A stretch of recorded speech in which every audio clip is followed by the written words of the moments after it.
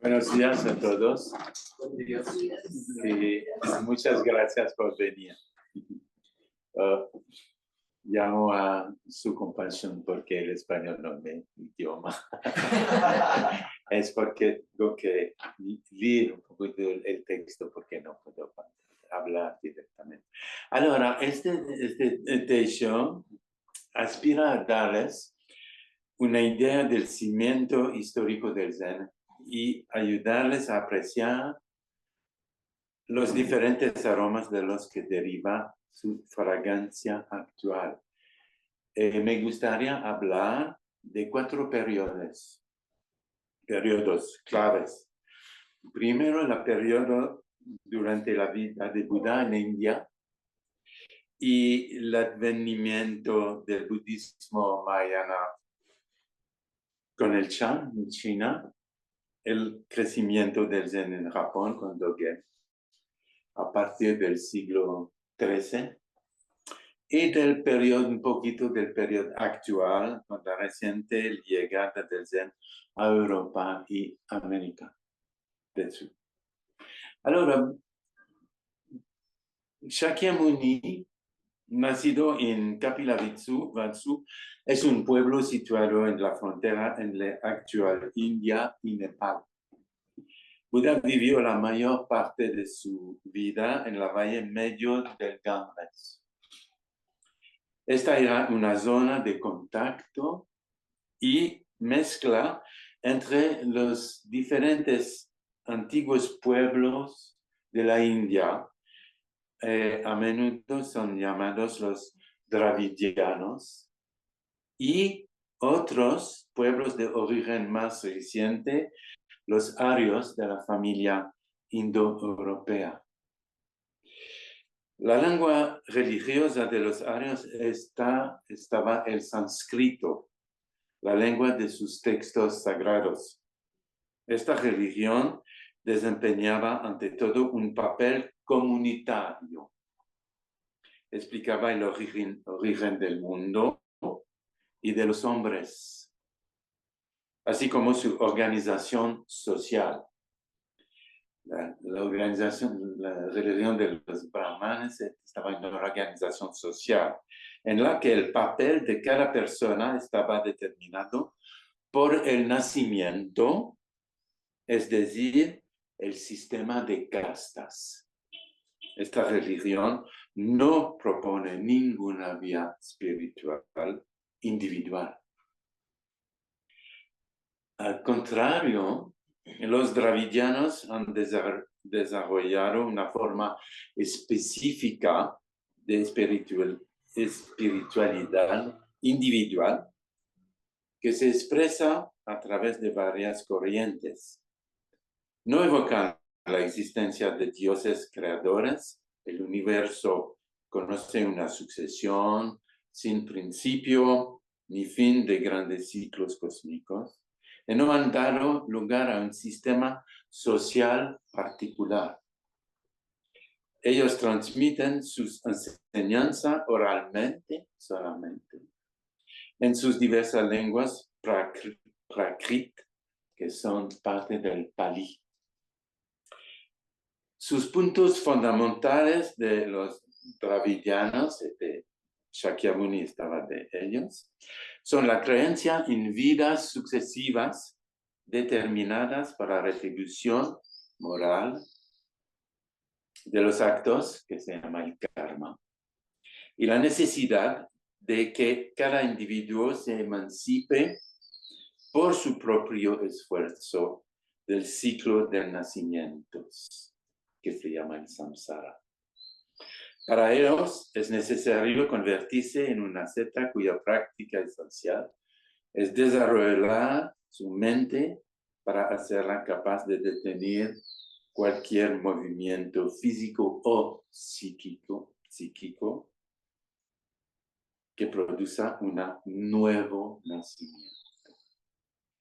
Ahora, la mezcla gradual de las dos poblaciones y sus religiones dieron lugar a varios movimientos religiosos, entre ellos el budismo en torno a Gautama Buda en el V siglo antes de Cristo. Evidentemente, la palabra budismo es un término reciente, no existe desde esta época. Llamámoslo Buddha Dharma. Poco se sabe de la vida de Buda. Hay muchas cosas escritas, pero en verdad poco se sabe de la vida de Buda. El relato de su vida se escribió para que fuera coherente con su enseñanza, el Dharma. En aquella época, el término Dharma significaba la enseñanza de Buda. Todavía no había adquirido su significado más universal con el Mahayana. El nombre Buda significa el despierto. El hombre despierto.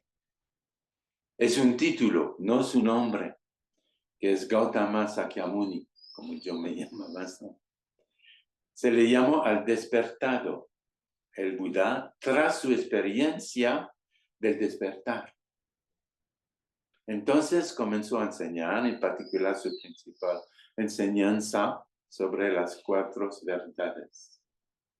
A menudo se dominan los 4 nobles verdades, que la vida es sufrimiento y los otros, pero deberían llamarse más bien las 4 verdades para los nobles, es decir, para los que siguen y practican sus enseñanzas, no conciernen a los demás.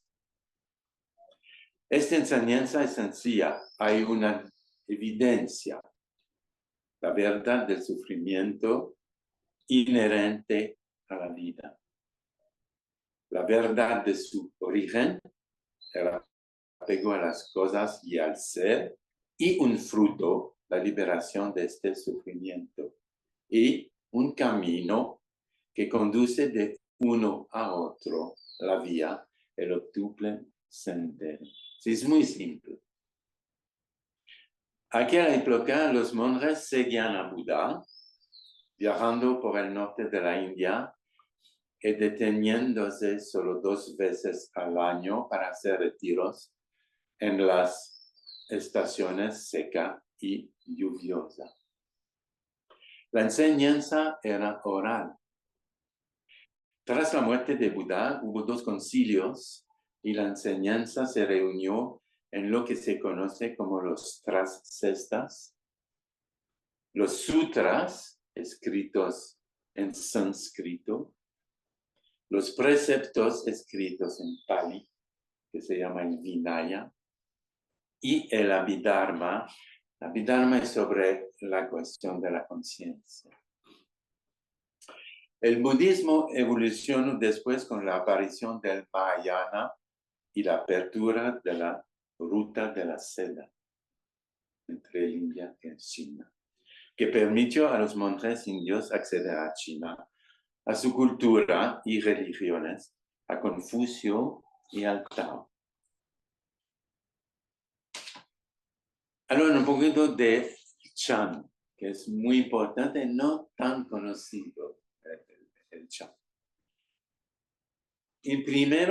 Los primeros monjes indios llegaron a China hacia el siglo, probablemente el siglo III.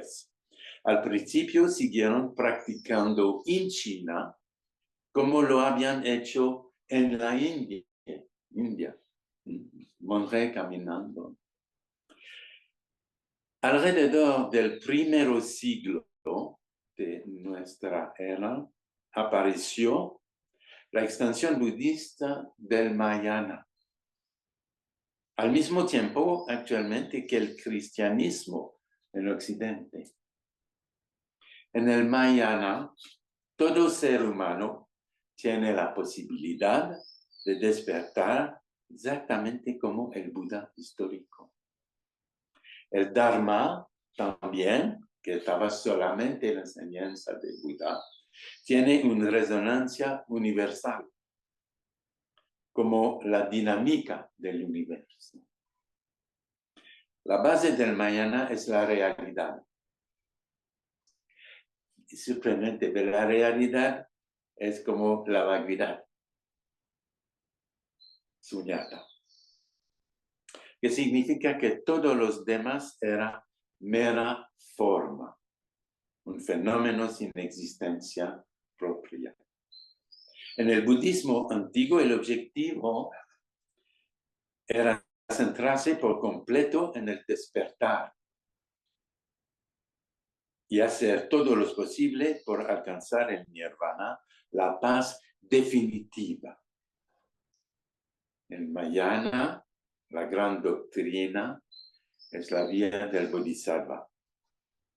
El Bodhisattva no renuncia a la iluminación, no renuncia a la iluminación, sino que la desea para transmitirla a todos los seres. Ya no es la vía del oyente, como tiempo de Buda, sino la vía de la experiencia y la omnisciencia para todos. Se puede ver que es muy diferente, muy universal. Ahora, después, en el siglo VI, Bodhidharma, porque a veces la historia dice que Bodhidharma estaba el primero, el único monje que viene de India. No, vienen muchos antes de él. Pero Bodhidharma fue especial. Y fue el primero, porque fue el primero en integrar el budismo indio con el espíritu práctico de los chinos. Los chinos tuvieron un espíritu más práctico que los indios. También se erigió en defensor del Mahayana. Por otra parte, predicaba la implicación en los asuntos sociales del mundo. Esto chocaba con los maestros indios, que abogaban por el retraimiento y generó una abierta hostilidad por su parte. Primero, monje Bodhidharma estaba en favor de la actividad en el mundo social. Él dice, todo lo que aparece en los tres dominios es el pasado, el presente y el futuro, proviene de la mente. Tu propia mente es Buda. Más allá de esta mente, nunca encontrarás otro Buda. El Buda es un producto de tu mente. ¿Por qué buscar un Buda más allá de esta mente? Se puede ver que Bodhidharma está muy lejos del budismo original. Ya no asistimos a la glorificación del Buda histórico, sino que se trata principalmente de la mente. Fue una revolución que más tarde dio lugar al Zen. En el Chan hay muy pocos textos que hablan del Buda histórico. Todos hablan de la mente, de su mente. La frase, la mente misma es Buda, adquiere significados totalmente distintos según cómo interpretemos esa mente. Puede ser la mente pura.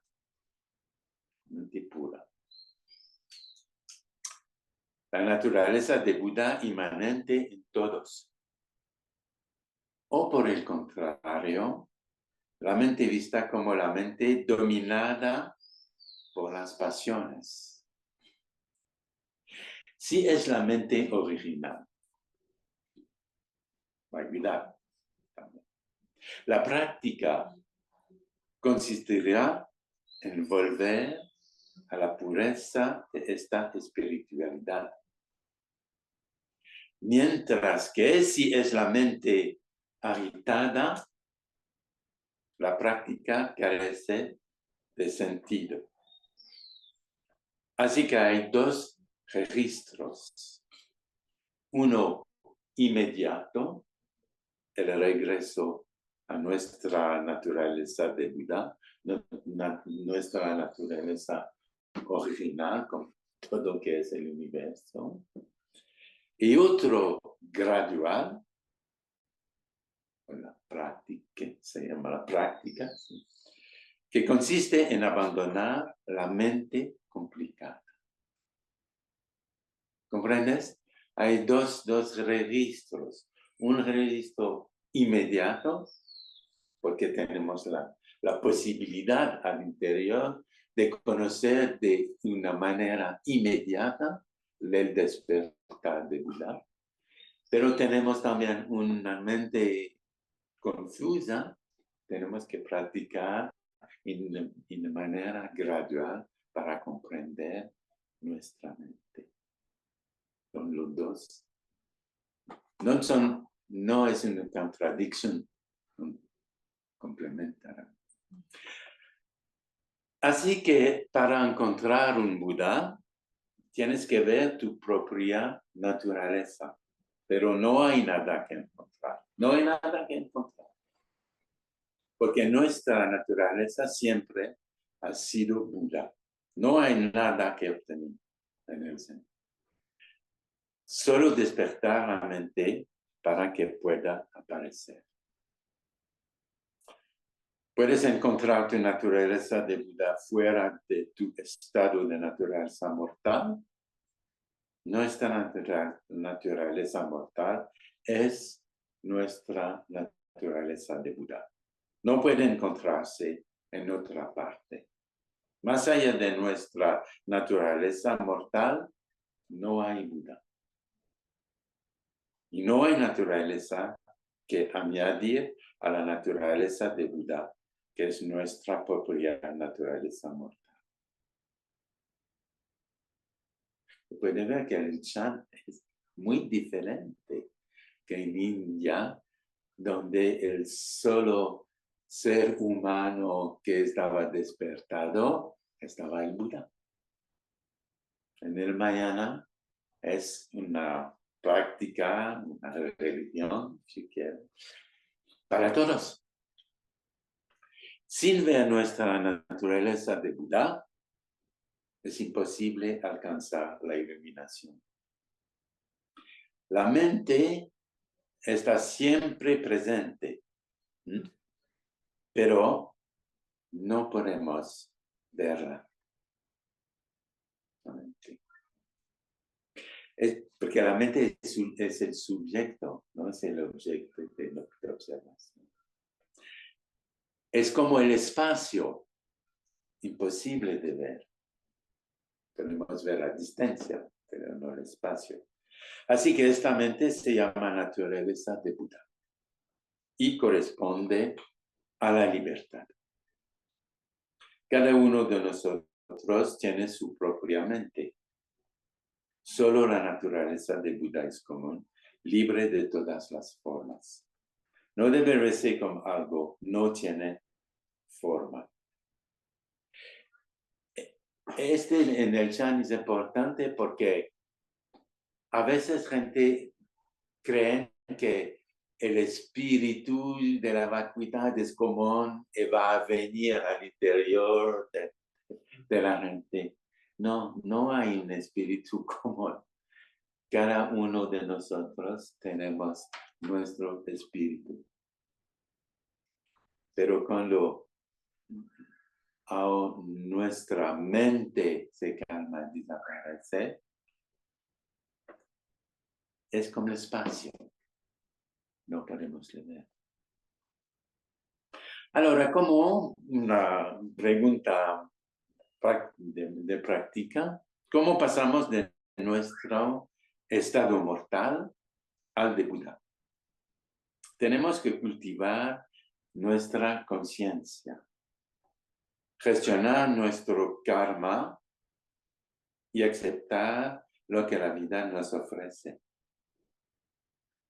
Cuando las personas ven su verdadera naturaleza, cesan todos los apegos. Si toda es forma, si toda es en esencia vacuidad, no hay apego de nada. Esta conciencia iluminada no está oculta, pero solo puedes encontrarla en el momento. Si quieres encontrar la vía, no te aferres a nada. Una vez que sabes que la naturaleza de la ira y de la alegría está vacía y que te armonizas con todas las cosas, te liberas del karma, del infierno y del cielo, del samsara y del nirvana instantáneamente. Una vez más, recuerden, Shakyamuni era un ser como todos los demás, como nosotros. Bien, cuando nuestra mente inmortal aparece, Buda desaparece. La realidad desaparece en favor de nuestras ilusiones. Y cuando nuestros pensamientos desaparecen, Buda aparece, la realidad puede aparecer. Si estás en la vía del despertar, no busques nada más allá de ti mismo. Dice Bodhidharma, el que busca la vía sabe que la mente es la vía. Pero cuando encuentra la mente, no encuentra nada. Y cuando encuentra la vía, no encuentra nada. Si crees que puedes utilizar tu mente para encontrar la vía, estás equivocado. Cuando la mente alcanza el nirvana, no ves el nirvana porque la mente misma es el nirvana. Pero cuando estás en la ilusión, la deidad existe. Es como un prisionero que siente la realidad de la libertad. Cuando es libre, la libertad ya no tiene apariencia, porque la vive. Y Bodhidharma, después viene el patriarca número 6, que se llama Eno o Huineng en Chinese. El sexto patriarca del linaje chino y sus sucesores se desarrolló el Chan. Eno tuvo dos grandes discípulos, Seigen, seguido de Sekito, el linaje conocido como el linaje Gaodong, que dio origen al Soto Zen en Japón, y Nangaku, seguido de Baso, en el linaje Linchi, que se convirtió en el Zen Rinzai, que son los dos movimientos del Zen. Con Eno, el Chan floreció y su enseñanza sobre la mente se hizo más estructurada. Dice, no hay ningún secreto en el Chan. El secreto está en uno mismo. Es el mismo que Bodhidharma. Esto tampoco significa que la mente de Buda o la naturaleza de Buda esté mágicamente oculta en nuestras propias mentes, como un diamante perdido dentro de su roca sin valor. Es la mente humana en su estado original y esencial.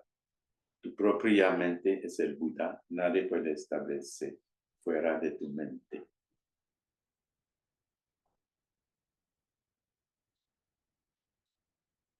Todo lo que necesitamos es olvidar nuestra mente para percibirla directamente y abandonar el estado de Buda, el estado del despertar. Y alcanzar al estado de Buda, el estado del despertar. En el budismo mahayana, Buda es un estado. No es Shakyamuni. Buda es un estado, la persona, lo particular, ha desaparecido. Para aquecerse a este estado de despertar, hay que eliminar la mente racional. No es un estado especial en sí mismo, solo una mente libre, sin apego. Cuando la mente racional desaparece, la mente libre pasa a formar parte de la totalidad de la realidad, porque no se apoya en nada. Ahora, en el Chan y más tarde en el Zen, este estado de libertad y no apego se denomina deidad. Y en la historia del Chan, que dura 700 años en China, dos patriarcas son muy importantes, Sekito y Baso. Sus enseñanzas tomaron formas diferentes, una a través de la Sampara silenciosa que practicamos, el Zazen, la otra a través de la conciencia inmediata y abrupta del momento presente, la mente de la vida cotidiana. Nosotros practicamos los dos. La Sampara silenciosa y la atención a cada acto de la vida cotidiana coexisten en nosotros sin oposición. La enseñanza de Sekito tiene sus raíces en la tranquilidad y en la sensación de formar parte de todo. Pasaba la mayor parte del tiempo en Zazen, en silencio, feliz con esta tranquila iluminación interior. Baso, diferente, busco varios métodos distintos a la meditación para enseñar el Chan, métodos muy poco convencionales, para alcanzar directamente la mente de Buda en el momento. Al igual que Sekito, Baso enseña que la mente misma es Buda. Una vez dijo, aquellos que buscan la verdad deben darse cuenta de que no hay nada que buscar. No hay Buda fuera de la mente, no hay mente fuera de Buda. Es realmente el espíritu del Chan. Y dos ejemplos para usted comprender la diferencia en el Zen, los dos. Por ejemplo, Sekito ha escrito un poema, el canto de la ermita de Taja. Y dice, es un poema, ¿no? Cuando construí mi ermita de hierbas, no poseía nada de valor. Después de comer, me gusta echarme allí y tomar una siesta tranquila. Una vez terminada, aparecieron inmediatamente nuevas malas hierbas. Cuando se estropee, volveré a cubrirla con hierba. Vivo en esta ermita donde viviré para siempre, aunque pequeña. Esta ermita contiene el universo entero. Sekito no se preguntaba nada. Vive tranquilamente en su casita de hierba. Es un aspecto del Zen, el Zen tranquilo, que se llama el Mokusho Zen, el Zen de la iluminación interior. Por otro lado, en contraste con el poema de Sekito, hay una historia entre Baso y su discípulo Yingfen. Yingfen estaba empujando una carretilla mientras Baso hacia al borde del camino, con las piernas estiradas. Yin Feng le pidió que le quitara las piernas, pero Baso dijo, lo que se ha estirado no se puede volver a quitar. Yin Feng le replicó, una vez que has avanzado, no puedes retroceder. Sin hacer caso, el maestro empujó la carretilla hasta que pasó por encima de las piernas de Baso, dañándole los pies. Baso volvió al corbettito y salió con un hacha en la mano. Quien quiera que me haya hecho daño en los pies hace unos momentos, quede un paso al frente. Yin Feng, impávido, dio un paso al frente, estiró el cuello delante de Baso. Baso bajó entonces el hacha. Son enseñanzas que son totalmente diferentes. Baso debía centrarse fuertemente en el espíritu de la vida cotidiana, actuando de forma espontánea, casi intuitiva, lo que él consideraba el verdadero espíritu, saliendo de los meandros de sus pensamientos y viviendo lo que ocurría en el momento. En sus diálogos dejó claro este punto. Cultivarse a uno mismo no sirve de nada para alcanzar el Tao. Lo único que podemos hacer es liberarnos de toda contaminación. Lo puede ver con el Chan hay dos diferentes direcciones. Uno es el zazen tranquilo, la meditación, la actitud del cuerpo, el espíritu, sanabla. El otro es en el zazen. Tenemos también la enseñanza que viene de Baso en la vida cotidiana, con la atención, con la intuición, con las acciones directas. No son en oposición. Hay la parte en la vida cotidiana estaba ya en el Chan. Y después, más tarde, en el siglo XIII, el Chan se extendió al Japón. Fue un monje Tendai. Tendai es una religión budista del Japón poco esotérica. Un monje Tendai de Japón que se llamaba Dogen se planteó una pregunta fundamental. Si todos poseemos la naturaleza de Buda, ¿correcto? Si basta con conocer la verdadera naturaleza de uno mismo, con estar libre de toda mancha, ¿por qué? Entonces, practicar la meditación. Y no poseemos. Por eso quiso ir a China para aprender las enseñanzas de los maestros Chan y responder a su pregunta. Es por qué Dogen se fue a China. Allá conoció al último patriarca de la escuela Chan, Caodong Soto, el maestro Nyojo. Y durante un zazen, Nyojo pronunció una frase que dejó una profunda impresión en Dogen. ¿La conocen?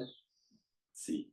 Shinjin Datsuraku, que significa cuerpo y mente abandonados. Durante zazen, el cuerpo en equilibrio, en paz, no causa ninguna perturbación y por tanto su presencia desaparece. Lo mismo ocurre con la mente que reside en total tranquilidad. Dogen respondió a Nyojo Datsuraku Shinjin, que significa cuerpo y mente abandonados. abandonados. Podemos decir también cuerpo y mente transparentes. Y Nyojo le reconoció entonces como su verdadero sucesor, ya que compartían el mismo espíritu. Dogen regresó a Japón, enriquecido con las enseñanzas que había recibido de Nyojo. En Japón existían, por supuesto, desde hace tiempo, otras escuelas budistas. Tendai, Kegon, Shingon, diferentes. Therapura también. Ellas estaban muy implicadas en el tejido social, en ruptura con estas prácticas que estaban para bendiciones de apartamentos, para entierros. ¿Ah? Entierros. Y Dogen no. En ruptura con estas prácticas, Dogen se limitó a preconizar los oros horizontales, el análisis vertical, es decir, la práctica del zazen y la postura sentada. Y Dogen aporta dos aspectos fundamentales al Zen. Resumen. Perdón.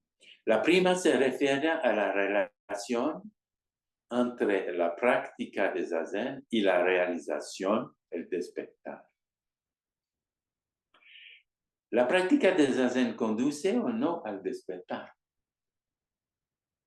O por el contrario, es el despertar un fenómeno inmediato sin relación con la práctica de zazen.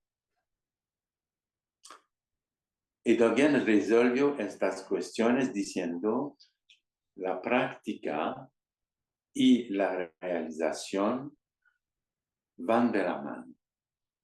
No hay realización sin práctica, y la práctica es en sí misma realización. Dogen no era partidario de considerar la iluminación como una forma de destello inmediato. Para él, la práctica es un proceso continuo de nuestra existencia, que profundiza continuamente en la práctica y la realización. Al decir esto, Dogen reúne las escuelas del despertar gradual e inmediato. El segundo aspecto reside en la frase de Dogen que conocen.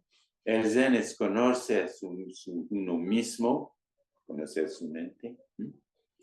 Conocerse a sí mismo es abandonarse, porque cuando conoces a tu mente, tú vienes libre de tu mente. So, es como abandonarse. Abandonarse es ser certificado por todas las existencias. Es pasar de yo mismo particular a una apertura más grande y universal.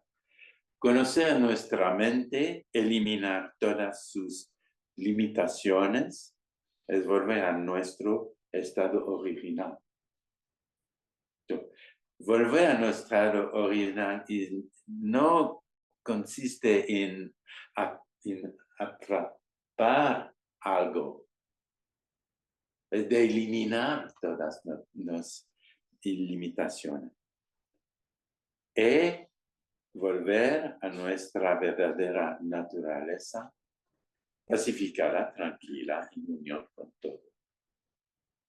La contribución de Dogen al Zen Soto es esencial y sus escritos siguen siendo objeto de numerosos estudios en la actualidad, ¿no? Leer a Dogen no es fácil, porque tenemos solamente las traducciones. En Dogen es un un lenguaje que es muy poética. En el siglo XIII, bueno, lo no es tan fácil. ¿Qué pasa hoy?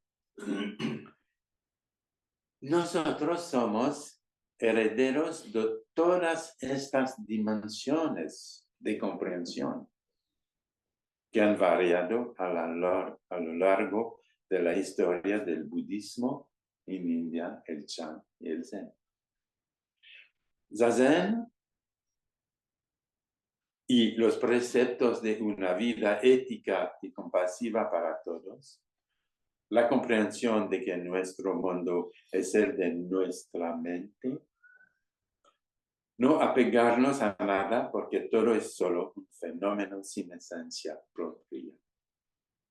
No apegarnos a nuestro yo. Para ello tenemos que cambiar nuestra mentalidad, abrir nuestra comprensión a la realidad y dejar de apegarnos a nuestras propias concepciones, opiniones y proyecciones. Esto corresponde a una transformación fundamental de la visión que tenemos de nuestra vida y nuestro mundo. En el mundo materialista de hoy, un proceso así solo puede beneficiar a todos, creo. El Zen Soto se ha transmitido de formas ligeramente diferentes en Europa, Norteamérica y Sudamérica. En Europa, el Zen comenzó a difundirse cuando el maestro Deshimaru llegó a París en 1967. Surgieron discípulos y dojos por toda Europa, gracias a sus enseñanzas y a su enérgica personalidad. El Zen es, por tanto, relativamente joven en comparación con toda su historia, solamente 50 años por 2000 años. En cada civilización, la práctica del Zen y la cultura se han armonizado. Europa es diferente de Japón. El Zen seguirá evolucionando, pero conservando su base fundamental, que es el Buda Dharma. La época actual es muy diferente de la China del primer milenio, muy diferente del Japón imperial y medieval. Así que es natural que ciertas cosas evolucionen. El Zen no debe ser congelado como el siglo XIII, por favor. En Estados Unidos, por la misma época, en la misma época que Deshimaru en Europa, en los Estados Unidos, dos maestros japoneses que conocen, Suzuki Roshi y Maizumi Roshi, llegaron a San Francisco, Suzuki, y a Los Ángeles, Maizumi. También crearon grandes sanghas en Norteamérica. Creo que todas las sanghas de Norteamérica vienen de Suzuki o Maizumi. También crearon grandes sanghas en Norteamérica que continúan en la actualidad y que tienen hoy su propia organización. En Sudamérica, sobre todo en Brasil y Perú, el Zen es más antiguo.